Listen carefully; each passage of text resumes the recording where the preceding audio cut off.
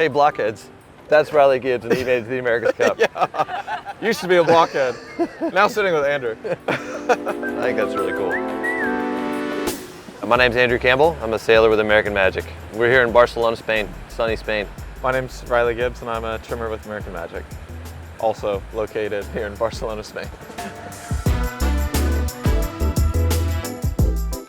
I mean, we do it all on board these boats here. You know, we don't do any of the cycling on board, but we do as much of the sailing work as we possibly can. So it comes to trimming, comes to flying the boat, comes to driving at times. You know, Riley, myself, all of the afterguard on board are kind of capable of doing all the jobs on board. So you have to know the ins and outs of what's happening from every role. And honestly, the boats are developing as quickly as the America's Cup develops. And so you have to be kind of flexible and able to do every job on the boat at any point.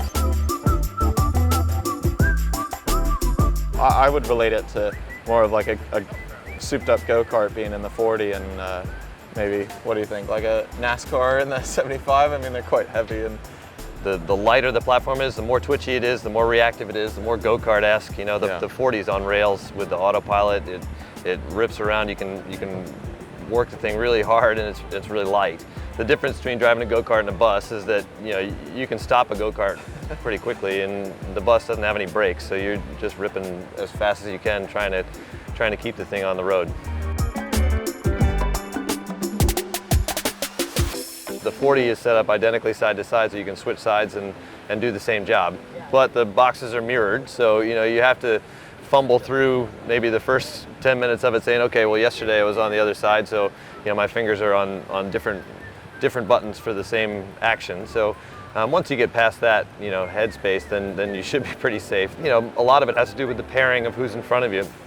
If the driver that you're sailing with that day, and you're trimming for that person, you know, you have a different relationship with every single person on the team. Everybody has their own nuance of how they, you know, sail the boat, and you have to be prepared to deal with that and understand how to get the most out of that player, and likewise help your teammate on the other side set up for the next maneuver and the next tack. So yeah, there's a lot of you know, interplay between the 4 sailors on board, you know, the 2 on one tack and then the 2 from across the next tack. So it's not a subtle, you know, exercise, but it involves a lot of nuance.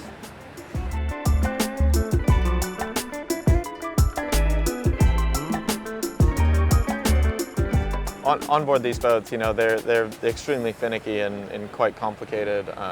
With all the software that's integrated into controlling all the systems on board, you can easily run into areas where, you know, things aren't functioning as to be expected, or you know, in our case, like we need to know the boats quite intimately and need to be able to troubleshoot situations that we might face, like whether we're racing and have, you know, redundancies or a safety factor built into it, that we can then identify what isn't functioning all that well or correctly, and understand, you know, exactly what pressure line's running to that or accumulator and so on.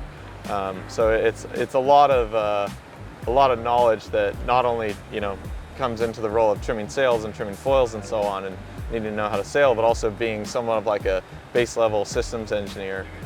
Very elementary understanding of it all, but at least you can help troubleshoot for the actual engineers that'll save you when push comes to shove and you're in trouble. So.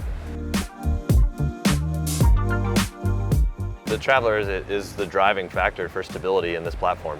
There's no doubt. So once you get the sails sheeted on to a place where they're low drag, you know, your best tool for heel stability is the Traveler, and you go through a lot of movement, a lot of miles are put on that Traveler every day. You try to slow it down as best you could, so you're not creating a big action that then the driver has to react against. But you know, the fact is that the only time I hear it is when you're going around the top mark and you bear away and the thing bangs against the bottom of the track. That's when you know you've got to make another adjustment. So that's your tell. That's my telltale of auditory noise.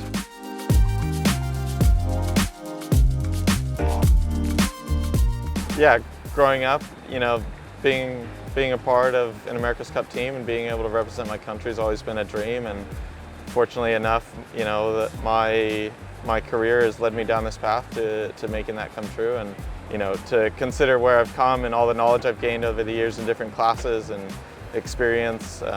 You know, fortunately, Harken's been a long-time supporter of that.